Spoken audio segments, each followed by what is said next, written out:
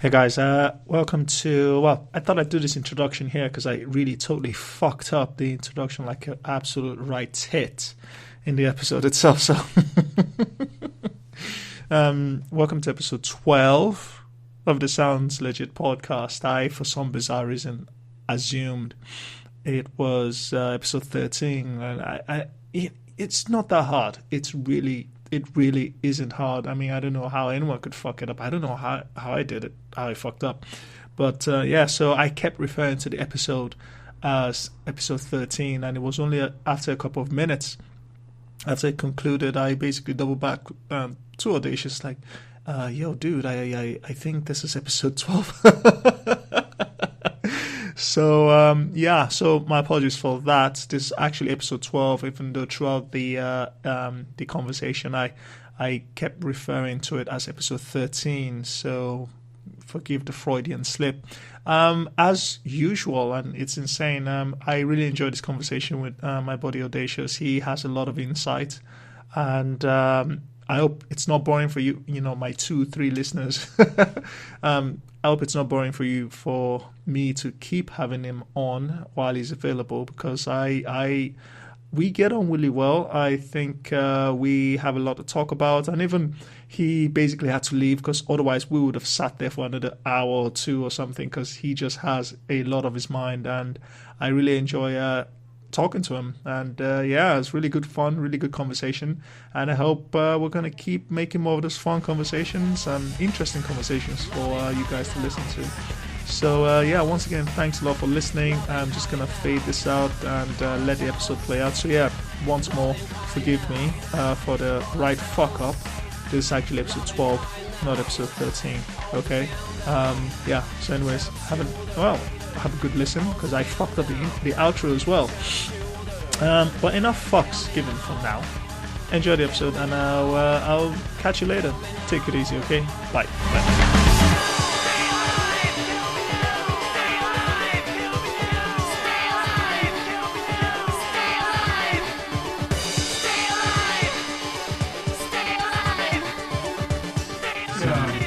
Absolutely, baby.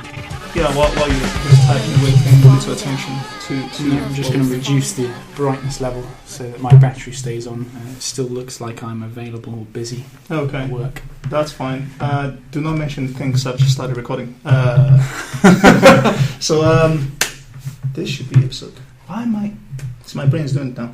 Anyways, guys, welcome to episode 13 of the Sounds Legit podcast. I got my buddy over here, Audacious. You may remember him from episode 11 last time. He's back, we're gonna talk some shit. We've got to figure shit out. So did I do the introduction? I did, right? You didn't do a proper introduction, but just before you start, you're touching the table, which you told me to tell you if you were doing. Fucking hell! It's creaking. It's probably coming all over the microphone and pissing people off. It is. Anyways, guys, welcome to episode 13 of the Sounds Legit podcast. I got Audacious here. Audacious, say hi.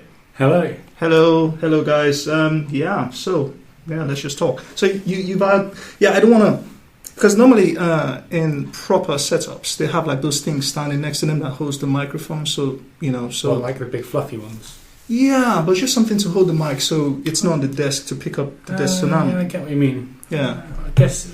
Unless we hang it from the ceiling, we're not going to be able to do that. No, I don't think. Maybe when we're famous and we get our own podcast studio. Yeah. You think we're going to be famous out of this? I think. Yeah. BBC's going to go bankrupt soon anyway, so they'll be begging for a little bit of money to come in. So maybe they'll take us up. Yeah.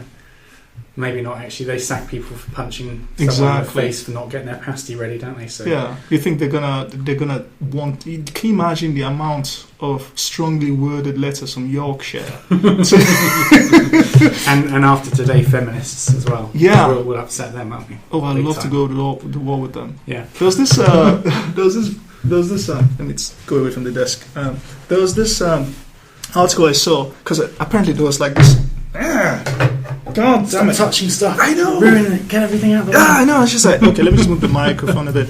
Yeah. So there was this article I saw. It's like 2-3 years ago. There was like a slot walk in Brazil. A slot walk. Slot walk. Yeah. Slut walk or slot walk. Slut. SLUT. Yeah. Okay. Yeah, that was it. How'd you say it? Slut. Yeah, slut. That's it really quick. No? Slot. Slot just sounds like SLOT. Yeah. Yeah. Yeah, well. Anyway. Yeah, anyways, yeah. Slut. Slut? Yeah. This is ridiculous. People are going crazy right now. It sounds a bit weird to have a slut walk. Though. Yeah, Who would want to go on that? Feminists. But feminists... yeah.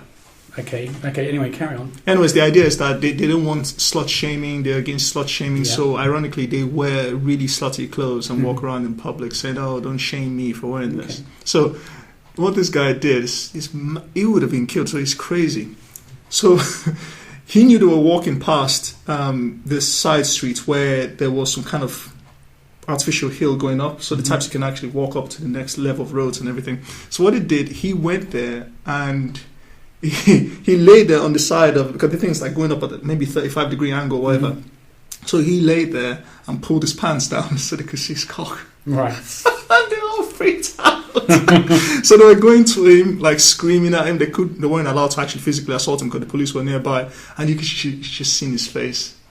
In the photo, he was just smiling because his cock was out. So they had to chase him away or something. Okay. Well. See, the thing is, I don't have anything against women doing whatever they want to do. Yeah.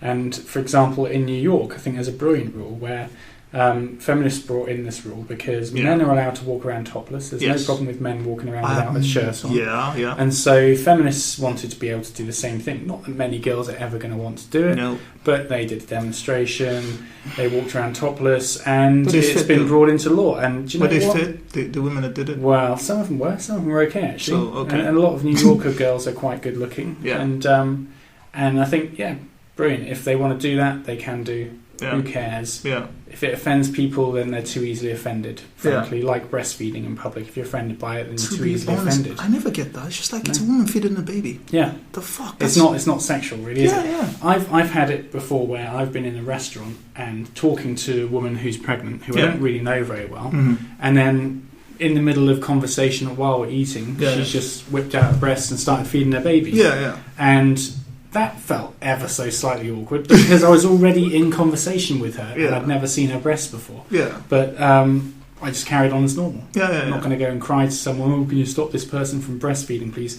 If someone ever came up to me, said that, and I was a restaurant owner, I'd tell them to get out. Yeah, not the breastfeeding person, the person who was offended by it. But anyway, so back to the thing in New York. Yeah, if they want to do that, fine.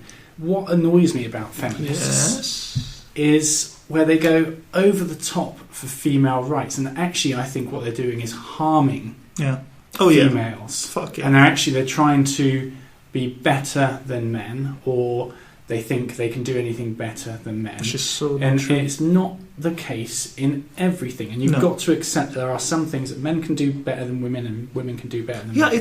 That's why we have men and women. Yeah. Right? Yeah. But my bugbear is a sport I don't even watch because it annoys the crap out of me when footballers fake their injuries and fall over and try and get yellow cards. Referees, things like that. So that kind of thing annoys the crap out of me, so I stopped watching football. No. But what annoys me about what I see on the news about women asking for equal pay for football. Yeah. What? Really? Right. They're asking for equal pay of the men for football. There's a female football league? There's a female football league. In England? In England, yeah. Oh, wow. Every team pretty much has a female football team, right. and you have an English football team as well, right? Right. Now, fine. Do you know what? Equal pay should mean equal pay per person that watches you, not equal pay. That's how it works. Why the advertising hell? revenue? Yes, right? exactly right. Yeah. But what they're asking for is equal pay. So if a man is paid £1 million a week to play football, then they want their top women to be paid £1 million a week for football. But the fact is, the man is watched by millions of people around the globe. The woman, people like you who probably watch football quite a lot, don't even know she exists. I honestly just... Yeah. So why the fuck should she be paid the same? Because she has a vagina, obviously. In reality, yeah, if they want to be completely equal, there should be no male and female leagues. If a woman thinks she's good enough, she should be in the league, and that's it. Yeah. She should be playing football for another team, like she should be in Arsenal if she's good enough. I mean, there must be some women that are better than some of the Premiership football men, maybe. I don't think so. Maybe not, right? No. But if they want to get into not to sound sexist, but I just honestly don't think so. But if they want to get into that high level of sport and be paid the same, then that's the only way it's fair.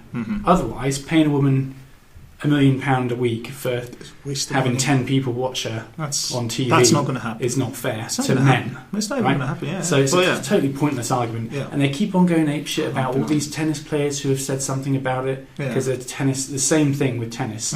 Until you get to the very high echelons, women and men don't get the same kind of pay because they don't get the same kind of what people are watching. It's the market. The market decides these things. But in motorsport, men and women are in the same leagues. Okay. So men and women, if a woman's good enough to drive, like in NASCAR, there'll be a female driver in NASCAR. Yeah, there are some female drivers in F1 as well. There are? There are. Oh, okay. But then they get paid less because they don't win as much. They're not as good. Yeah. Right? Yeah.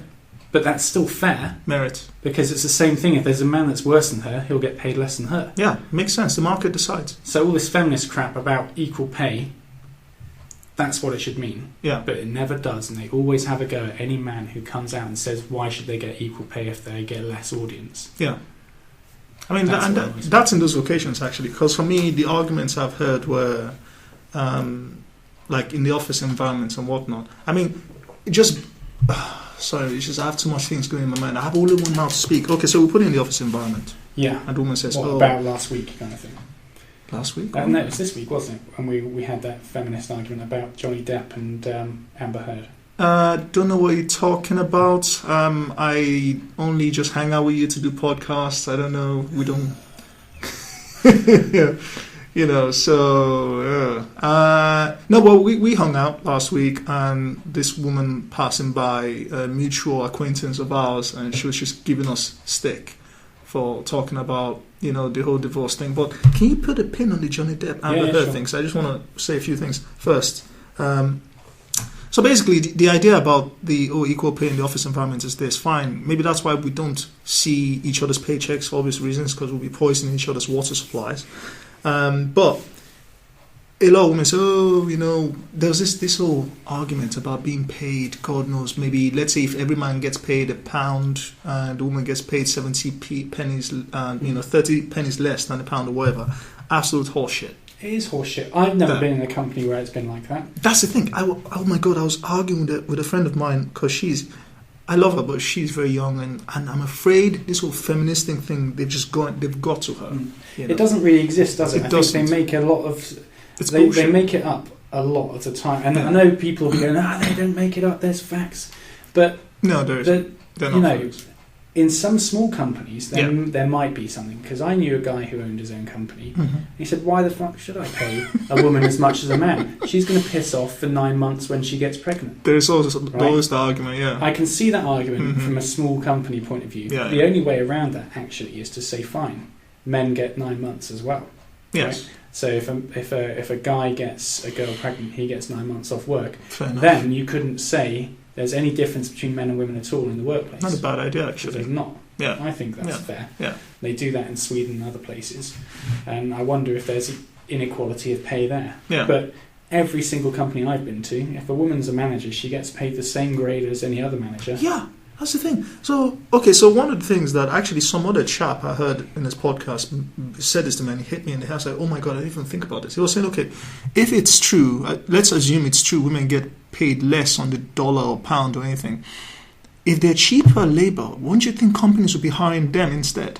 Isn't that cheaper? Yeah, the cost of labor. But what's happened now is it's reverse. It's against men. Yeah. It's not I keep saying that to people. Movement, is there? No. Right? But the fact is, a company will be, oh, you haven't got enough women in your board. Oh, right? My God, yeah. So then they'll have a load of interviews for the board members. Yeah. A man will be better, but they'll choose a woman because they they need to appear to be having correct. women on the board. Yes. Now, my view is that there's not as many women in those higher positions because they don't want to be. They have other values on life. As a majority, they want to look after children. They want the family. They have a more family kind of oriented outlook on life. Yeah. It's nothing to do with the fact that they're not as good. It's that they don't want to get up there. No. And maybe 1 in 10 women does, and 3 in 10 men do. Yeah. And that's why there's more men in those positions. Simple. Yeah. Why don't people think that through before they start going, this company's racist and feminist because it's only white men at the top? Yeah. and no women, and I like no how one they else. put race in there as well. Well, I put race in there as well because it does come down to not necessarily the colour of your skin, but where you're from. Yeah. Some countries, the guy, you have a different outlook on life again. It's more about chilling out and relaxing and not wanting to work 90-hour weeks. Yeah. So I come from a different country to where we are right now. Yes. As in, I grew up in a different country. I don't want to do a CEO job. No, likewise. I spoke to a guy who said, 90 hours was a relatively easy week. That's 16 hours a day, every day of the week. Bollocks to that. What you're living for. Yeah. And so there's no way I'd do that. Yeah. And I'm a soon-to-be middle-aged white man. But I'm not going to be a CEO ever. I want to be. Actually, I wish I had a notepad with me because I just two ideas spinning in my head. So basically, there is that. Yeah, the whole thing like cheaper labor. If women were easier hires, companies would be hiring them by the bucket load. And then the other thing is that all these complaints seem to come from jobs where it's in an office like this. You don't see female electricians, you don't see female plumbers. I'm sure 1 or 2 or 3 exist in an entire population of 10,000 or something. So you don't see female electricians, plumbers, miners, sewage workers or offshore oil rig workers or anything that involves... You ever ask these women that say that, Yeah. okay, do you want to be a plumber? Yes. Have you asked that? No. I would love to. I'm wondering if they say no. There you go. Exactly. And so if that guy gets paid a lot more for shoveling through people's shit all day, you're going to tell him that he shouldn't get paid more or something, or you want to get as paid as equal as him. You don't even do that job. So you don't see female construction workers. They're in the baking sun all day. And so, or carpenters, whatever. So if they do those jobs and they get paid and then you complain. So where is this complaint coming from? In the office environment. Fine, we stay in this office environment. That's an easy job that you want to do. And then you're saying you're not being paid more. First of all, I disagree with that wholeheartedly because there is a law against pay discrimination. There is, on paper, law. Whether or not it's adhered to, that's where we have to fight. But you can't just say, I'm sure he's getting paid more than me. First of all, you don't have proof. Second, there's a law against that. 3. Go on, say 3. I totally lost my point. I was thinking that everyone gets paid different anyway because everyone negotiates their own salaries. If salaries weren't negotiable, and it was a flat salary for everyone at a particular level, then that's the only way you can ever say, this person's being discriminated against. Because I don't know what any other guys are on in my office at all who are at my level. No. And I may well be on more than them, I may well be on less than them, I don't know. But it's because I negotiated myself during the interview process, which everyone does. So everybody's different. Perhaps if it turned out that out of all the people in the business, the woman was on the lowest salary, it could literally be as simple as she didn't negotiate as well as the other guys, rather than she was, just because she has a discriminated against. Exactly. So it's like this conversation I was having with this lady friend of mine, and I tried to explain to her, listen, it's not like you went through university, you went through the educational system, and there were obvious blocks saying we don't want women here. What? No, maybe I didn't explain that well. So I was explaining to her because she was saying, there's like discrimination against women and everything. And I was trying to tell her, no, actually it's almost the opposite now. But I mentioned to her that there were no stages, officially anyway, in education that people says, okay, you can't enter this college because we don't want women, or you can't take this course because you're a woman, or you can't go to university because... No, there is no such thing anymore. In fact, women are encouraged even more. And some would argue even more than boys now. So that whole conversation, it drives me up the fucking wall when women go there. I was like, no, it's... I kind of just... If a woman starts at that, like... I feel sorry. I just kind of... I don't get into the argument. I just roll my eyes back and... Do you know what? Yeah. There's so many things. I mean, there was another thing which I rolled my eyes back on. I thought, if I was caught rolling my eyes back on, they'd think I was racist. Because it was about the Oscars being a white person's affair. No black actors being nominated. And I was just thinking, are we really having this fucking conversation they're not racist. It's just by chance that no black actors got maybe put up for a nomination. Yeah, because they didn't even think about it. Because if they had a thought about it, they'd have gone, "Oh shit, we need to get some black people nominated. Otherwise, we're going to look racist." If they'd have thought about it, so it's obviously just an oversight. Right, nothing racist happening. And when they started going on. If I was sitting in that audience and had rolled my eyes back, I'd have, had my head chewed off. But my reaction was, no, I don't think... I rolled my eyes back at the fact that we're having the conversation, not that I'm racist at all. Because I don't know about you, but I don't see it kind of anywhere really nowadays, unless you go down to the real kind of core street level where you've got some little twats who need a slap. No one else anywhere else I see is racist or sexist, actually. You don't hang out in those on a top level. They might be underneath the level, keeping up, but they don't really discriminate. So I don't know. I don't know what you feel. I'm not a woman, and I don't have black skin, so I don't know. I don't really get discriminated against at all, so it's difficult for me to say. I've seen some firestorms, man. I mean, like when I turned 30, dude, trust me, even in Cambridge, man. One of the reasons I like about living in England is the sheer fact that some people do discriminate, but they keep it really on the down low and they keep it on the stealth level, so I appreciate that. In America, they'll just come up to your face and say no. Or it's not socially acceptable to be racist in this country unless you're in a group of complete dickheads. Who everyone else hates anyway.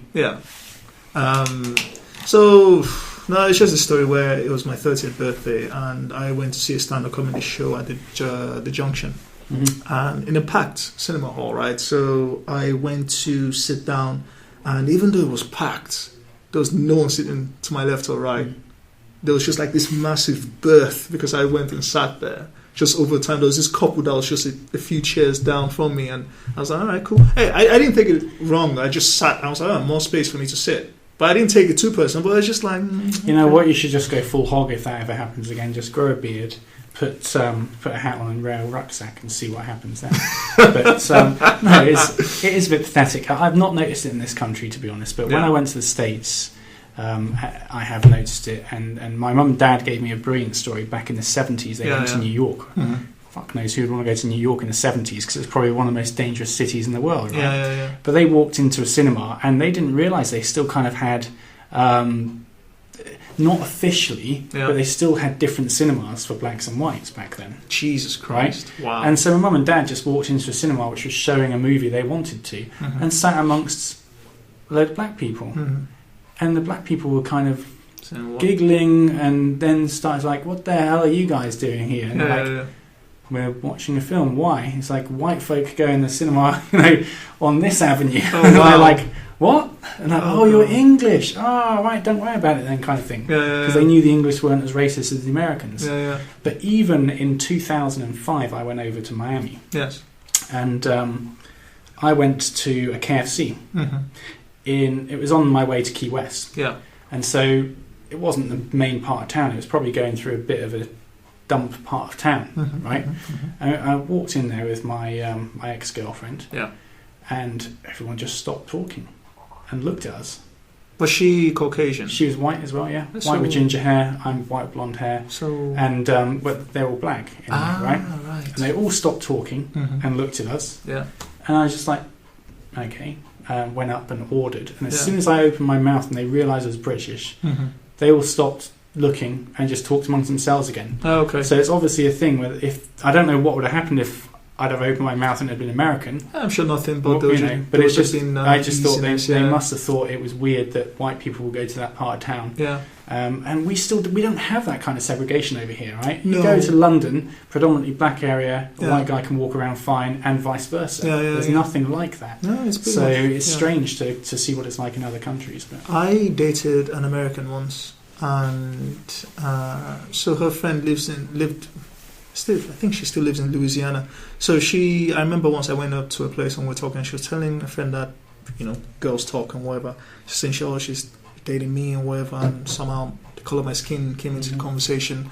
And her friend was fascinated that we could even walk around out in the open, arm in arm or something. Because she was like, in Louisiana, the part where she lived, that never happens. Yeah. Because if we were walking on the street, people would just walk up to us and start giving us shit. It sounds like a third world country. It doesn't is, man. It is, and I was just fascinated. I was like, "Fuck," you know. And she was like, "If we went to a restaurant, they wouldn't serve us." Really? Yeah. And this was back in 2014 when we dated. And I'm like, "Fucking hell." You know, that's why I still get nervous sometimes when any opportunity to go to America. I'm just like, I'm not sure. I keep thinking about like how if I have to go there, I have to wear a Kevlar vest at all times. But then again, that might even rouse suspicion. I mean, I know a couple of black American guys Yeah. From the Air Force, Yeah. and it doesn't seem to me that they are fearful of racism Yeah. in the Air Force. And you know, there's the white guys in the Air Force are hand in hand with them, and they talk amongst themselves as we do in Britain. Yeah. So it might just be particular areas. I mean, I know In the South. Texas Oof. is not brilliant for that. Yeah. The But South. I think if you go to the more metropolitan areas like New York or LA Yeah. or any of the big cities that are, you know, what's the word? Not metropolitan?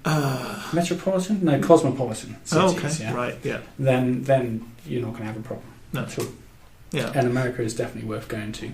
You know, the funny thing I discovered by accident was the sheer fact that, and it's an interesting fact that anyone can check it out. The United States of America has the highest concentration of Caucasians on the planet. Really? Yes. It's about 202 million Caucasians or white people. Nowhere else on the planet. Nowhere else on the planet. Germany is 86 million. Russia is 60-something million. Canada is 38 million. Any Anglo-Saxon countries, America is the highest. That's quite interesting. It's almost 72% of the population in America is Caucasian. And then the African American, they make up 15% of the population. Then the Hispanics, 8%. Then everything else. And yet they freak out over the ethnicities. I'm like, you outnumber each ethnicity almost 5 to 10 to 1 even. And why are you freaking out? One ethnicity I've not noticed anyone ever freaking out about. Yeah. Asian? Is Asian, Far Eastern, you know. Yeah, they're cool. But what I mean is, like, you hear people being racist against blacks, against Indians, Pakistan. Yeah. Indians? Yeah, they're called Indians, Pakistanis. I was thinking Indians as in Indians in America, because we've been talking about America. Yeah. Right, loads of different nationalities people are racist against. Yeah. And people say funny things sometimes about the Far Eastern things, about maybe they're driving and stuff like that, but generally... With the eyes as well. Generally no one's like, oh, you know, I don't want to live here, it's full of Chinese people. No. Cambridge is definitely getting a bigger population of Chinese people. I would have thought Korean, actually. You reckon? Yeah. I mean, to be honest, I don't think many people know the difference when they look at them. I do. Once between Chinese, Korean, Japanese. I'm starting to tell differences because of who my girlfriend is. But where she's Chinese. Chinese, right? But from a part of China quite close to Vietnam. Okay. So they look different to the Chinese people from Shanghai. Okay. And they look different to the people from Korea as well. So you can tell a few differences. But you know, the fact is, more and more Far Eastern Asian shops going up. The food's amazing now. The food's awesome. So and the culture just doesn't seem to clash with ours, right? No. So that's why no one's ever racist against them, I guess. I also think like they pretty much keep to themselves. Yeah. Because for me to this day, but if not in a negative way. But if Indian Pakistani Muslims keep to themselves, people say, oh, they're being insular, they're plotting against us, right? Yeah. Whereas if the Chinese keep to themselves, like I know my girlfriend's family have, and to the point where mum and dad don't even know English, even though they've been here 20 years. They live in the country. Yeah, they live in this country. Brilliant. Lived here for, they probably live near China. Lived here for ages, right? Yeah. But yes, they do. They keep in their own Chinese community. They don't bother anyone else. No. But no one's scared of them because they keep to themselves. Yeah. Whereas people are scared of Muslims when they keep to themselves, and probably black people when they keep to themselves as well. Yeah. Because of the religion, I guess. Whereas people don't even think of Far Eastern people in a religious way at all. No, because I think that helps because they just have like they're mostly Buddhists or Confucius, so they believe in Confucianism, and those religions don't. I don't think they put up their own churches and stuff, and if they do, I've never noticed any. Likewise, yeah, and also they don't have some kind of weird conquering type of mentality in those religions. I guess which some would accuse Islam of being, because I've heard arguments, man, on both sides of the scales where they say like, I don't know, if you can't defeat them in the battlefield, I'll populate them. I've seen a lot of crazy shit. I was like, and I can't help but in a way keep looking at those conversations because I see stuff ISIS is doing, and the crazy clerics there more say, oh, we're gonna. There was this crazy cleric in Germany that was saying that he looks forward to the elimination of like the white person, blonde and blue eyes and everything.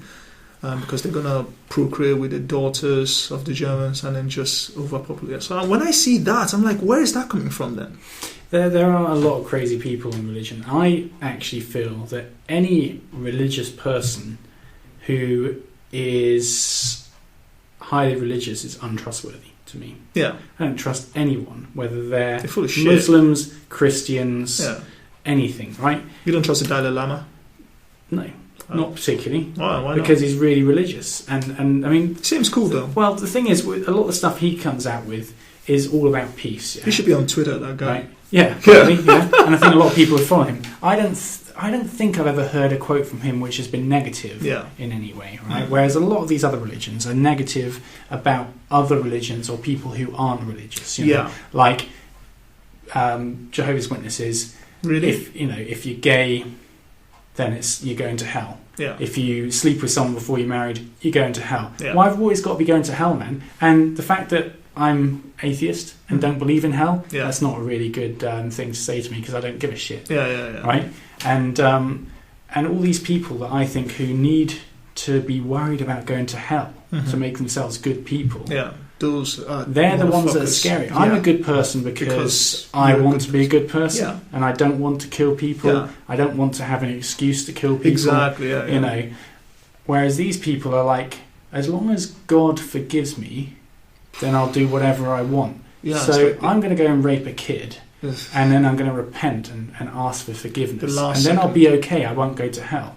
Right? What the fuck are they thinking of? It's a kind of logic. I mean, if you go along with that logic and think that, okay, fine, the divine creator of the known universe that knows everything, you think you're going to fool him that easy? You think you're going to fool it that easy? Because if it knows everything, it knows you're going to, do some crazy shit and then pretend to repent before you die. You think he's going to give a shit that, So that entire logic, that is fucked up. But yeah, I get your point.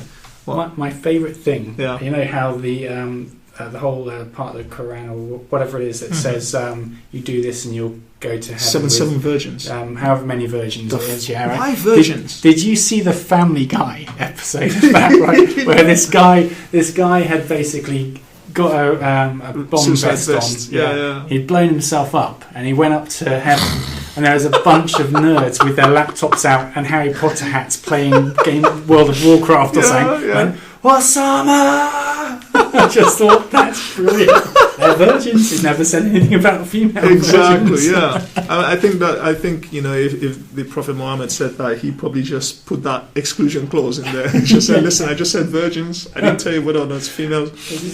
For me, also, I don't know, man. I mean, I can say this now because I've had my life experience, but I mean, I'm sure there must be at least one person in that congregation when they say, if you do this, you're going to go to heaven and have virgins. It's like, wait. I don't want to sleep with virgins. I mean, it's ridiculous. You have to teach them everything. I mean, and then there's a darker side to that. Is it virgins? What age? Are they of legal age? What are we talking about? So that whole thing. And then if you think about it, this is how fucked up it is. You think about it, it's like, so you're going to be in heaven having sex with virgins all day, and God wants you to do that in his realm. What the fuck? But having sex with virgins before you're married on earth is not allowed. So that's the appealing thing. That's the appealing thing. All but right. The point is that it's not good enough on earth, so why is it good enough in heaven, which is supposed to be pure? Yeah. but the other thing... Who are these virgins? Where are they from? Are they... They're not virgins. There's no such thing, right? My head's I knew a guy right from now. Morocco who... The thing with Morocco is if you get married to a girl and she's not a virgin, it's very upsetting. Yeah. But all the guys are horny as fuck when they're younger, right? Yes. So what do? They fuck the girls up the arse. Oh, yeah, that. Because then they're still a virgin in the area that matters when they're married. Yeah. That's worse. I think some Christians do that, actually. I think some Christians do they that. They probably do, but, yeah, but in reality, if you have, if you're thinking of a girl being pure, taking it up the arse is less pure than that's how most people would say the normal sex, right? No, yeah, that's like the Alabama hot pocket. Did we say that last week? I can't remember, but a lot of people love it. Yeah, we got a lot of hits on that. No, it's like those crazy Christian religious nutters where they have purity rings and whatnot, so they want to stay they want to keep the chastity until marriage, and then they take a huge fat dick up the arsehole. Yeah. And I'm like, do you not understand the point of this whole purity thing? I'm like, okay, so this is why I'm not a fan of like Catholic priests where they said they shouldn't be allowed to take wives and have family. I know one of the reasons why the Catholic Church does this is to protect their wealth, because if a priest gets married and gets divorced, God knows she's going to dive into their wealth. But one of my favorite comedians of all time, he succinctly put it this way. He said, when a dick gets hard, shit gets crazy. Joe Rogan, man, classic Joe Rogan. And it's true, because human sexuality is a powerful thing. If you in any way fuck that process up, it's going to manifest in a very bad way. So in the Catholic priest example, you say they shouldn't marry, shouldn't have kids. You're telling men, action-packed with testosterone, not to have sex. They're going to fuck kids, and they do fuck kids. Well, they do. And I also saw an interesting thing on TV where the highest people in the Vatican all had illegitimate families. And these women were... there was basically sex-crazed orgies going on between all the highest people up. Understandable. And the women were slept with by multiple men and had children sired by the different men and everything like that. Because they weren't allowed to have official families. So these women were just helpers or whatever they're supposed to be. And the children were not their children and all that kind of... It was kept secret for centuries. And, you read it up and it's come out now, or in a few texts or whatever. I can't remember where I watched it now, but it was fact that all of them had mistresses. They're telling all these other priests not to have mistresses, but they've got them. And that's how hypocritical... Oh shit, sorry, I forgot to plug in my laptop. Keep talking. That's how hypocritical religion is. Yes. Cool. And almost all religion is hypocritical in that way. It is. And me being an atheist, I prefer it if religion never existed in the first place. I get the point that they try and make people better people. That's what it's meant to be for. But you can do that without scaring the crap out of people with fake gods or fake punishments and things like that. Right? And if religion has to exist, then a more moderate religion is better. But right now, I think of the Dark Ages. I think of the 1,000 years of burning witches and shit like that, who were basically innocent women. The logic behind that is just and insane. where would this world be if we had 1,000 years of extra evolution without religion? And that's what I always wonder. Yeah, but the weird thing though. I mean, I remember watching this YouTube video. What was that? It's an English guy, scientist guy, it's an atheist, Richard Dawkins. Which one's the one in the wheelchair? That's Stephen Hawking. Stephen Hawking, yeah. So the other guy, Richard Dawkins, and he had this documentary where he was talking about how, like, in a way, religion is hardwired into our brains. Because even if you took a bunch of atheists over time, and then I suppose that's not a good idea, really, because, I mean, if they kept the education level fine, then it's good. But if for some reason civilization should just die out and we go into feral tribes, we're going to be religious. We're going to develop religion on our own. Because that's how it started in the first place. I don't think it will do. But that's I think religion is people looking for an alternate meaning of life. Yeah. Because they don't want to think, shit, I've just built on this planet and there's no real meaning. I just live and then I die, right? Yeah.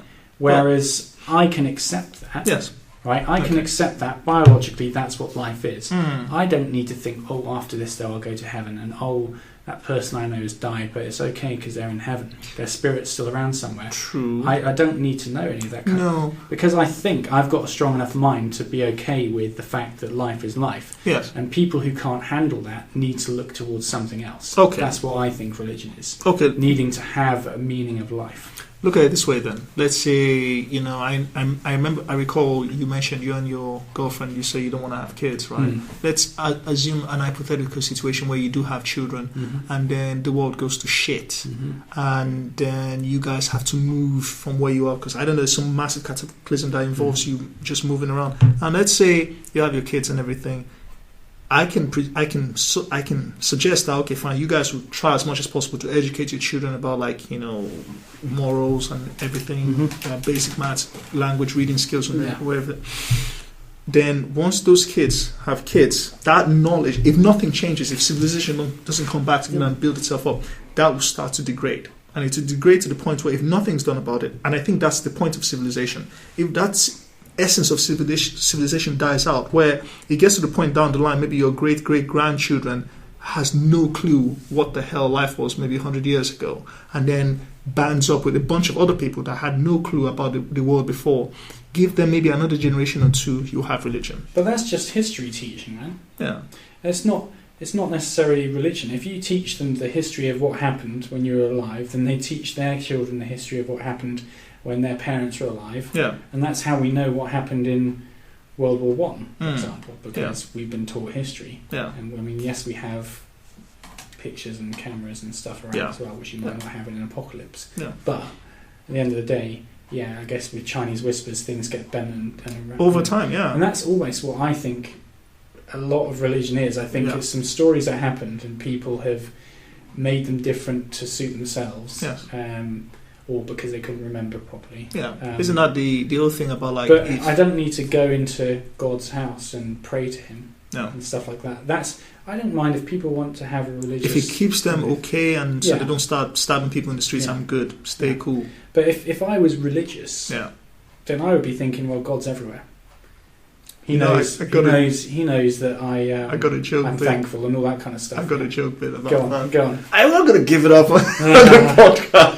But, I mean, you just be like, I don't need to go to a particular place with all these other people. But what scares me is I've got Jehovah's Witnesses in my family. Right? Yeah. Now, one part of the family gave up being a Jehovah's Witness because their daughter was injured in a car crash. And they had the choice of not giving her blood because it's against being a Jehovah's Witness, or giving her blood. And the rest of the family were saying, look, Jesus Christ. God has given us this way of keeping people alive. In a small incident like this, she should not die. Exactly. And so they did it and they gave up their faith, right? Great, because it's a stupid ideology, right? Really pathetic. Such a stupid now, thing my aunt, who's still Jehovah's Witness, really staunch Jehovah's Witness, does the whole Sunday going around everyone's houses thing, recruiting new people. Yes. Everything I hear from her basically makes me think that Jehovah's Witnesses are a cult, right? Oh, she's not allowed friends outside who aren't Jehovah's Witnesses. Really? Everyone has to be a Jehovah's Witness around her so that she can't get pulled away from That's a cult. religion. That's a cult. It's a cult, yeah. Exactly. Yeah. And, I wish they'd just be honest about it, And the thing is, all the people I know who are Jehovah's Witnesses, to me, are feeble-minded people. Yes. I don't know anyone who is in a position that I would respect who's a Jehovah's Witness. And I'm saying that from knowing family members who are Jehovah's Witnesses. Right. They're thick as pig shit, all of them. Right? And I'm sure there are a few exceptions. They've never got anywhere in life and they've just turned to their God, Jehovah's Witness God. Right? And then that's compounded the issue. Yeah. Because they're never going to get anywhere because all they do is work for God, trying to get all these other people in. So they live in a caravan site with a shit car, and they only get money from the church, right? That's fucked up. And that's, there's different levels of that, but generally speaking, if you're not a logical person, then there's not a lot of stuff that you will go through in life and make the most out of. No. I'll tell you something now, a bit personal. Like my mom, she's very religious. And for the longest time, I was raised as a Christian. And I literally reasoned my way out of the religion, I think, back in 2010. Yeah, no, not even longer than that. I think, I'll say 2010. I can't remember that far. And I kept it a secret from her. Until some point 2 years ago, during the Skype conversation, I let it slip because she made a comment that I think was so, because it was based on religion, it was so, for me, I was like, this is bullshit. And then she picked up on it and she's like, what do you mean? And I couldn't lie to her anymore. And then I basically told her that I hadn't been religious for the past 6 years or something. And, you know, we just had, what could have been an hour conversation just went 3 hours, because she couldn't fathom the sheer fact that I didn't believe in God, I didn't believe in that shit, I didn't pray and everything. And I was trying to tell her, who believes in that stuff, I'm like, listen, man, the way I see you is this: you are an absolutely strong person, but you don't attribute your own strength. You always say your strength comes from God. Meanwhile, she's seen some crazy shit in her life, you know. And fair enough, the thing that got her through it was this belief in God giving her strength that she would get to a better place. But it's actually her own strength. It is, and that's the thing I was trying to tell her. I was like, man, the things you have done, if we take God out of it, you have accomplished a lot of fucking crazy shit that would break most people. But she wouldn't agree with me. We had this argument and everything. So in the end, we had to agree to disagree, even though she still thinks she can get me back. She'll keep on trying to change you almost every year kind of thing that she sees you. Yeah, and I tried to basically let her know, listen, I'm not going to hellfire, so don't worry about losing me, because she actually had that fear that what's going to happen to you. And I was like, nothing. You know, and that's not going to change her mind though. If she thinks she's right, then she thinks her son's going to hell because he doesn't believe in God. I'm sure she does an extra 7 minutes when she gets on her knee to pray for a wayward son. And I happen to be the only child she has, so you know, if she had a few of us, she could just write me off. I am the proxy after all, so she's gonna have to. So every time now, I just let her, you know. For me, it doesn't matter, but every time we talk now, she's like, "Oh, don't forget to pray." I'm like, "Yeah, okay." You know. Do you reckon we've written off some of our listeners because they might be religious or highly religious? Actually, to listen to this shit? I think most of them would have probably, after Alabama Hot Pocket, turned off if they were religious. Actually, so we're probably okay. I honestly don't give a shit. No, because basically we'll find the audience. Whoever can stand listening to this is what. Those are the people we want to be listened to. Those are the people we want to be listening to this absolute tripe of what this show should be. So should we go on to that? The old Johnny Depp Amber Heard thing. Because you were saying how... She's a mercenary. She's a mercenary, right? Yeah, she's a fucking mercenary. And I was on her side. Yeah. Because... I don't know how much you know about Johnny Depp. You've probably seen him in films and stuff. I'm just assuming, right? Yeah. I've seen him in all the films and stuff as well. I like him in the films. He's a great actor, right? Yeah. But I've seen him on a couple of shows, which one of them was a car show. And he was basically, he'd played this prank on Amber. Yes. Made out that her long-loved Mustang had been stripped for parts. Right. And in actual fact, what was happening is he was getting it rebuilt for her, so it was in perfect working conditions. So a nice present for her, right? Okay. The fact is, when he was on that show, it's the middle of the day, he should be sober, right? Yeah. He was fucked out of his head. Every single shot, he mumbling his words, had his glasses on, his face was barely moving. Damn. He didn't seem like he was someone that you'd want to be around, right? Okay. Because he wasn't all there in the head. So I was thinking, okay, I can't imagine how Amber is with this guy, because I've seen her in a few films and I've seen her on some documentaries and stuff as well, and she's very kind of energetic and outspoken, and she's a Texan girl, and she's from Texas. She's from Texas. She's bisexual. Ugh. She's a very sexy person. She's very active, and he's just not, right?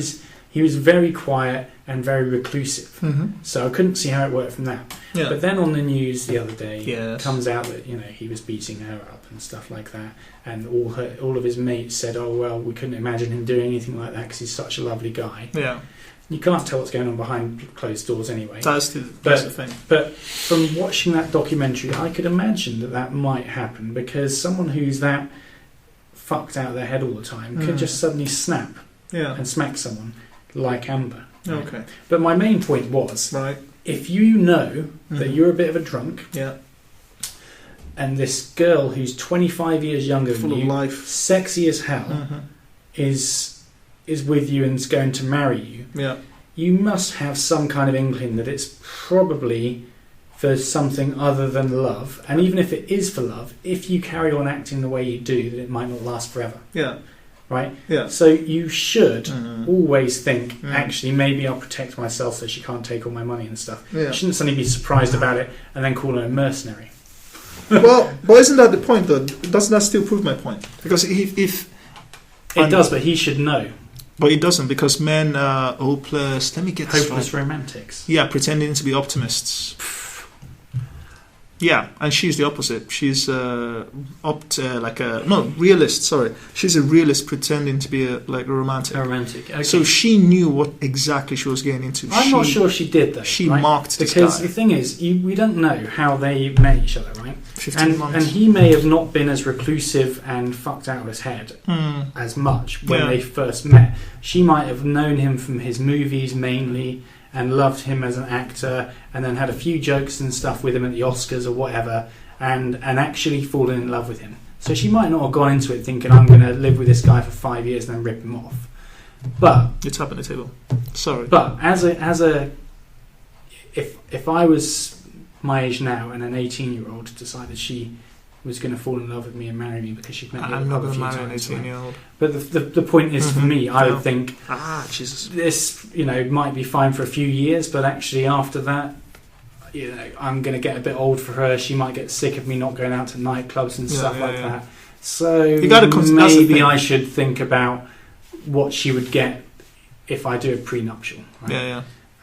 And I know it sounds weird because I've never done a prenuptial before. I've been married before, didn't do a prenuptial because we never thought it wasn't going to last, right? And I wouldn't do a prenuptial now because I know the girl I'm with isn't going to ask for anything. Like I'm not going to ask for anything either, right? Man, you rarely do. Because neither of us want money out of a relationship. But you could tell she liked the good things in life, is what I'm saying about with Amber Heard. You never know. Because the things like people change. People change, Maybe. man. I mean, if you met me when I was 19, you'd be amazed at the kind of person I am now. But do you not think Amber's been a mercenary to him because she's been beaten up by him? And do you think maybe if he didn't do that and she was just ending a relationship because she couldn't stand him being reclusive and a bit dozy, she might just be like, it's over, thanks very much, see you later. But now she's like, you punch me in the face, I'm going to fucking ruin you. Okay, so my part of the equation, from what I understand, since I read about this last Sunday in the morning, was the sheer fact that 3 days before they fought, they had the argument that led to the divorce. His mom died. So I could understand he was really close to his mom. And I kind of relate to that because I'm a single child and my mom's whole my family, so I'm really close to her. So I can imagine, I can relate that if something were to happen to my mom, I would be absolutely shattered. So fine, we kind of know that Johnny Depp already has a drinking issue, since this case you brought up. So I think for some reason Amber was already in a way fed up with the marriage because they say she rarely saw him because he was working and she had schedules in it as well. So she was probably already finding an out. So this situation was the out she was looking for. I don't necessarily know whether or not she, and I'm just saying this speculatively, I don't know if she kind of provoked him to that. It might be the case that she did and that happened, but it might be the case that he just spun out of control because he's fucking crazy, he's boozing and everything. So she alleged that he took up a phone, literally, how baseball pitchers throw the ball, did that to her, and the phone hit her on the cheek and caused that mark there. And then that's when she was crying and everything, and he wanted to see her face, and she was like, She called her friend who had a key to the apartment, and she let herself in and tried to break them up, and that's how, eventually, through that scuffle, she left with her friend and everything. Now, I was okay with that whole thing, right, until I heard that she was seeking spousal support. And that was the part where my brain flipped over, in the sense that, wait, what's happening here? And then I read another article. So what would she get from spousal report? She was asking for $50,000 for the rest of her life. Per year? Per month. Per month. Okay. Yeah. And that's before she gets a lump sum payment. So I was like, okay. So already, it's kind of Johnny Depp's fault for even marrying her in the first place. So that's... The judge dismissed that particular claim outright. And then I read in this other article how in the last year, based on all her expenses and income, she only had about $51,000 left in her account. Yeah. So now I'm beginning to think that it's a mercenary move. But what I don't get is, until she married him, she was in quite a few films, making a decent amount of money. And as soon as she married him, she ended up being reclusive as well. She didn't do anything. I haven't seen her in a single film or hardly anything. Yeah. Right. So that's why she got no money left. Are you thinking? But I'm wondering whether Johnny Depp, is maybe a different person than we think. He may probably be controlling a little bit. Doesn't want her to be in movies. Doesn't want people to see her naked and stuff like that. Because she usually got a kill off in movies and stuff. And so many unanswered questions. You can't tell whether Johnny Depp's an asshole or she's a mercenary. I think it's both. People can just fly off the handle once. It could have happened, right? Yeah. And she's still angry at him flying off the handle, so he's trying to get all this crap. Yeah. Right? Okay, see, the part that if she... Okay, so let's say, and this is most likely true, that maybe he did throw the phone at her, which is a dick move, so that's not fun to know about. Let's say that happens, right? And let's say she is still in love with the guy. What I thought would happen was she would at least get a restraining order, and then basically maybe they will go into counselling later on, or maybe she says, "Please help John because his mom's dad is upset, he assaulted me and everything." And I would understand that. And then if that broke down and she went for a divorce, then I can get that. But no, she just went straight out for spousal support, and she wants a divorce, and obviously she wants money. So that entire thing, for me, there was no honour in that, and that's why. Okay, and then additionally, there was this whole case where allegedly, if she went to a friend's place, the next day there was a photo. She was at the friends and they were chilling. That they took a photo, and you could barely see traces of a bruise on her cheek. So of course, there's two things there. We don't know when that photo was taken. It was alleged that it was taken when she went to that friend's place, because that friend was there with the other friend that was with the argument with her, with Johnny Depp. And then you couldn't see the traces. Now, from what I understand, since living in Europe, when people have impact wounds, that impact area is literally, it changes colour. It's bruised for weeks or something. The thing is, there's very different types of people, because Lucy, a girl I used to know. Oh, that's another one. Yeah, good to distinct. Basically, she bruised if you flicked her. Yeah, and. Don't know why, but she would. So if we were having a play fight, and I gripped her around her wrists or something like that, it would look like I bloody assaulted her, right? And you felt really bad, but it didn't hurt her. Me, when I shattered my arm, and it was in a lot of pieces, barely bruised at all. It was swollen, right? But you'd expect the whole thing to go yellow and black. And discoloured. And people punch me and kick me, and I get hit by things. Like last night, I dropped a bloody wheel on my face. Jesus Christ! Smacked me in the cheekbone, really hurt. Yeah. I don't have a black eye. I don't bruise. Can't see anything actually. Yeah, maybe right. Slight, maybe slight, right? Yeah. But I basically don't bruise, so she might be like that. You never know. I mean, the thing is, you can never tell what happens behind closed doors. No. I knew a girl in London who was such a psychopath. But she came. Was she hot? She was hot. That's the thing. There's how nature balances out. There is, isn't it? You work out how much psychopath can I put up with for this amount of sexiness, and that's what a lot of guys do. And I reckon Johnny Depp did that as well. He's like, she's a mentalist, but look how fucking hot she is. That's the thing. You got to balance it out. But this girl, she came into work one day with a black eye, and we were like, "We're gonna go fucking kill your boyfriend," right? And she told us the whole story. And basically, the day before, they'd had an argument. She tried to stab him with a knife. Shit, right? Christ. Then run down the stairs, got into her car, and when he came out of the door, she tried to run him over with her car. Nice, nice. And I just thought, maybe she deserved a punch in the face for that. Maybe I'd have done the same thing. Exactly. Because she's a psycho. Yeah. So, we were all ready to tear this guy apart. Yeah. And then afterwards we're like, well, do you know what? You kind of deserved it. And then it was even more compounded the next week or so after that. Right. They got back together again. Oh, God. And one of the girls from that pussy's strong, man. Yeah, right? Well, one of the girls from work went in the car with her and her boyfriend to get a lift to work. Yeah. And she came out and she said, the whole time I was in there, this girl called Sarah was just pushing that guy's buttons. There you go. Wouldn't shut up. She kept on yapping and yapping and yapping. And he didn't punch her or anything. No. And she said I was going to punch her, Yeah. So there's, she could have been doing that, going ape shit, and Johnny threw a phone at her. Exactly. It's like, shut the fuck up. And most people might do, because they get to a limit of, oh my God, my mind's getting fucked. His mom had died 3 days before. He's drinking. That's the thing. That's why I think that she was looking for an out, and she provoked him to get that result, which is why she's going for the whole spousal support divorce thing. Which is why, but you know, psycho she's girls a are like mercenary. that. But a lot of the time, you can tell this from nearly day one. Yeah. Maybe not the first or second date, they don't show their true colours. Yeah. But very They soon hold it afterwards, together. they show their true colours, Yeah. and the man makes a judgment call on, yeah, but she's fucking hot. That's the thing. Right. It's And even nature. one of the girls at work that I worked with, Yeah. she said it the other way around about men. I can put up with a lot of shit if my man's good in bed. Yeah? Thank God. Right. I learned. And it's the other way around as well. Yeah. If a girl is hot and she's good in bed, like my ex-wife was, Yeah.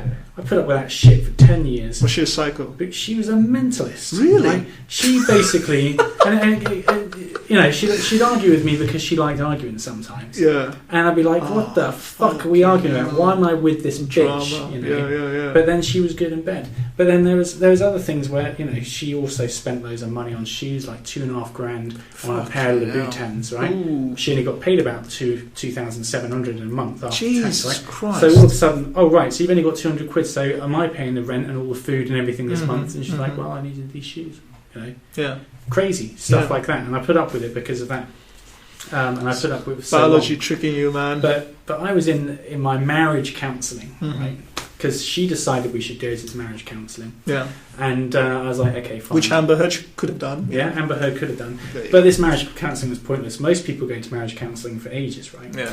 We got into this place, and the woman tried to talk to each other and you know, said one of the things was like, this girl went apeshit that I never suggested a pub to go to or a club to go to on a Friday night, Okay. because she needs to go out every Friday, every Saturday, Right. and on every Wednesday as well, right? Yes. And she needs to be taken out for lunch on a Sunday. So there was certain This things is she your had wife? to do. Yeah, my wife. Right? Jesus Christ. But I never suggested a club or pub for a Friday or Saturday night, Yeah. and she was upset about that. And My God. the counsellor said, so why don't you suggest a place? Are you just not interested? Are you She was depressed? asking you this Yeah, she question. was asking me that. And I was like, Maybe sometimes I just want to chill. I said to her, I said, well, do you know what?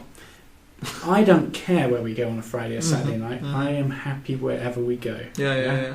If I choose the wrong pub or club Mm-hmm. and she doesn't have a good night, Yeah. then I will It's never your hear fault. the end of it. Yeah. She will go apeshit. And at that point, the counsellor went, oh, you poor man. Right? Yeah. And they're supposed to be completely unbiased, right? Mhm. And I saw my wife's face drop, like, maybe I've been a bitch all this time, right? Yeah. And at the end of a 1 hour session, the Yeah. counsellor said, do you know what? Most of this kind of stuff is for people that don't talk to each other and don't realise what the issues are. But you guys have really talked this through. Yeah. So I think the best thing you can do right now is separate your assets Yeah. and look at getting a divorce. Jesus. And we're just like, what the The fuck? counsellor is allowed to say that. Yeah. Fucking Right? hell. And after we got divorced, her mate said to her that you've Yeah. got to be nicer to the next guy. Yeah. Because she was always having a go, even in public. Okay. She's psycho. Mhm. But I put up with it. Yeah. And I was a completely different person with her. I didn't see my friends or family very often. Yeah, she sounds like a Yeah. narcissist. Right, okay. Yeah. And so I'm completely myself now with Mhm. my new girl, Yeah. which shows that she doesn't change my personality at all. So that's like a telltale sign that the chick you're dating is a total fucking nutcase. Yeah. If she alters your behaviour. Yeah. Or she looks at you and thinks you're a good canvas, but she'll change you to the painting that she wants. So to speak. Oh man, I had one of those. Well, for her, it was just the sheer fact that I wasn't tall enough, and she was taller than me, and I fucking love that shit, you know. You're not tall though, man. How I know. tall was this girl? She was, I think, another maybe 5 or 6 centimeters That taller would than scare me. the shit out of me. I love that shit, man. I'm into that Amazon shit. You know, I love just the massive long legs while I'm plowing the fields. No, but she was never comfortable. The sheer fact that she was taller. I'm like, listen, I don't. What the fuck? You know, what do you want me to wear? Heels or whatever or something? And I remember, in a way, I should thank her really, because I remember we went to Long Stanton. Is that the place? That beach? We went there. Hunstanton, yeah. And then I was chilling her reading a book, and she was walking, playing with some kids, and then she came back and sat next to me and just tugged my stomach and said, "You're fat." And I was Nice. like, and yeah, and she wasn't like fucking supermodel size. Anyway, and that's one thing I liked about her. It was like, she could be like a plus size model, but I love it. I love the proportions on her. But she was giving me shit saying I was fat. I was like, do you realize you're not a spring chicken yourself? And I didn't say anything, so I just kept it together, and then I just went home and cried. No, a lot of girls don't think that through, right? Because actually the ex that I was talking about put on a bit of weight towards the end, right? But she still thought I was fatter than her. Yeah. But I could tell just by looking at her that I was smaller than I am now, right? Yeah. But my body mass index, the amount of fat versus muscle, was nowhere near hers. I might have had maybe 5% excess fat. Whereas her body, because she had no muscle, was probably 30% excess fat. And it's really funny because a lot of my mates have commented on, wow, do you know what? Since you guys broke up, she's really let herself go. Oh no! That she's turned into this kind of fat heifer. Oh wow! And everyone's like, "You did well getting out of there when you did, mate." Pulled the plug. Yeah, I mean, I don't know whether it's just 'cause she's got a bit older or what, but she was very sexy from uni when I met her up until maybe a year or two before we got divorced. Oh, it's a shame that when that was, okay, fine. Not to sound like that much of an answer, but if women do have this kind of internal kind of like superficial demands on men, like he's got to be a good earner, he's got to be tall. The height one gets me. I'm like, Jesus. So thank God my genetics said, dude, you're going to be 6 foot. But I feel so bad for guys that are not like Anyways, so they have plenty of smaller girls though to go for, I guess. Yeah. It doesn't always happen that way, does it? No, you see they always taller want. They always want tall men, and so they make all these demands and they put it on guys, and then the moment you say, okay, can you just tighten it up a bit, they give you shit for it. They give you absolute fucking hell. The only way to do that, is there a way? Yes, there is a way. Oh, okay. You never tell a woman to do it. Yeah. You do it yourself. Yeah. You go and get fit, like proper, full-on, ripped, muscly. Yeah. And they start realising, shit, I need to sort myself out a little bit and do some exercise as well. Certainly with the girls I've known anyway, I don't, there are some skinny men with fat women, right? Yeah. But they've generally been fat their whole life, whereas a woman who's starting to let herself go and then sees a man getting fit again, but she's been fit in the past, will try and get fit again. Yeah. And that's how I've seen it work. And sometimes it's just to try and go and do some sport together. But generally, if you just forget about saying she's fat or trying to say anything about her fatness at all, and just go out and get yourself fit, so then you can say it. If you're slightly fat, in the slightest, they'll say she'll pick it up, right? And she won't accept the fact that you have said she's putting on a bit of weight. Yeah. But if you're fit as fuck and you said you're putting on a bit of weight, she'll get worried and she'll do it. See, I have a problem with that because I don't have the kind of body that can lose weight to the point that you can see my six packs. I don't think I have that kind of body because I did lose weight. You just don't have a six pack maybe because you don't do any sit-ups or something. I do. I got like a 3-pack on the side. It's insane. It's just 1, 2, 3. I was like, why is it just that side that's strong? Is it like the whole kind of Quagmire found porn on the internet thing? Is that why? Potentially, yeah. Yeah. No, it's just nah. Oh my god. No, so for me, okay. Look, listen. The way I put it is this, right? If she has kids, then she can put on the weight and whatever, because that makes sense. She's had children, she's had to incubate them, and she's had to put more body fat reserves to feed herself and the kid and whatever. I get that, but before then, come on. I'm not asking for. I don't even use that as an excuse, because for a while, yes. I've seen a lot of girls put on a bit of weight when they're pregnant, and then they lose it. Really, really slowly or never lose it at all. Yeah. But then there's equally girls who will get quite fat or even not that fat when they're pregnant. And then literally 3 or 4 months later down the line, you're like, cut it back how the fuck are you that skinny right now? Exactly, yeah. Because they've really, ripped themselves back up and wanted to be fit. Yeah. It's all about whether they've given up or not. Yeah. And I've kind of given up. Not properly. I've just, I used to do so many hours of sport a day, and I know that I can't do that now. Right? Yeah. And I don't want to do the gym for 3 hours a day because gym is boring as fuck. Oh my god, it's so distracting. Yeah. Just god no. Like if we could be exercising right now while we're talking, fine. Maybe we should do this in a gym. Do it in the gym now. Just go on treadmills and talk. No way. I'll be distracted by the women in yoga pants. Just one of our buddies looking at us. See you later. Bailing. I'm going to get him to join us. I did want to touch upon something. Sorry, do you have stuff to do? Because we've done. I need to do about 5 minutes before I go home. Yeah. Shit. Oh crap. So we've done a bit more. We've done an hour 6. An hour, so yeah, it's just the 2 topics I was going to touch on, but I suppose we can. Why don't we save them until next time? Write them down. Yeah. Yeah. Because we never think this through, do we? We never write up what topics. I don't think we should. It should I know be we shouldn't, organic. but it'd be good if we had. Maybe we could just have them on there as an option. Yeah. Just in case nothing happened that week in the world that made us think about something to talk about. Yeah. So wait, so what's the final word with Johnny Depp and Amber Heard then? I think she's a mercenary, mate. We said, we think she's a hot psychopath. Yes. But he should have known that. Yeah. That's, I think, what we've decided. Yeah. Not said that he deserves it or she deserves it or anything like that. No. We just think that there's a balance to be spread between how much of a psychopath someone can be and how hot they are. Yeah. And it's kind of whether how you'll take the risk or not. It's kind of how so I know you gotta go, but it's kind of how nature balances out, right? You know, like the chicks, the hot chicks, they're mostly crazy. They're fucking crazy, right? The not so hot chicks, they're more skillful and. Wait, I had a point going there. There's no point. That's just no. There is. Okay, fine. So one of the things I noticed with that girlfriend of mine, the one I said that she was voluptuous, she was tall, and she was proportioned, whatever. Let's just say, she was tight. Which is insane. Because for me, I was like, okay, I didn't expect that quality. So it's like nature balancing things out. That fine, she was attractive, but not super hot attractive, and she wasn't super skinny or whatever, but.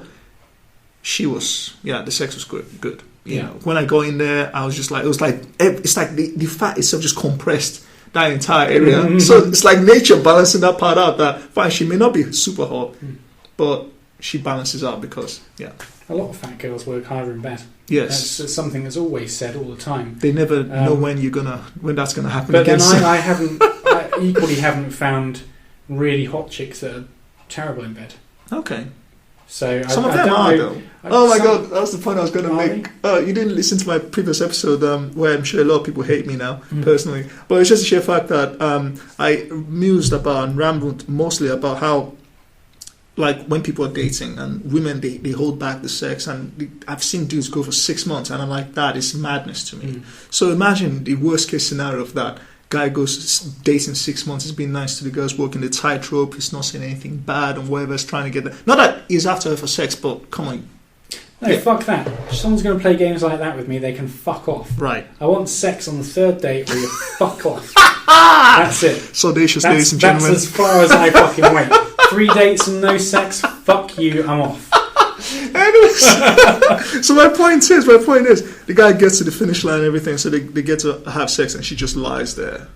And for me, that's worse than just So that was the thing I was complaining about. I'm like, if you're gonna make a guy work that hard, you better fucking deliver. You better fucking deliver. Damn right. Yeah. So I think with that. Yeah, I mean, the thing is, like, I will never judge a girl from having sex with me on the first date because I obviously wanted that sex as well, right? Yeah. My wife had sex with me on the first date. The girlfriends I've dated for prolonged periods that I still love to this day. One of them we banged on the first date. The second was our second date, and we had relationships with them because it just works. It doesn't matter. It doesn't fucking matter. Do you know what was even better? Yeah. My wife, I didn't even go out to a club to find her. Right? Yeah. She'd seen me around college. She knew who my friends were. She met my friends in the club. Asked where the fuck I was. Jesus. I was doing some revision for a test the next day. Yeah. They brought it back to my house at 2:30 in the morning and said, "Here you go.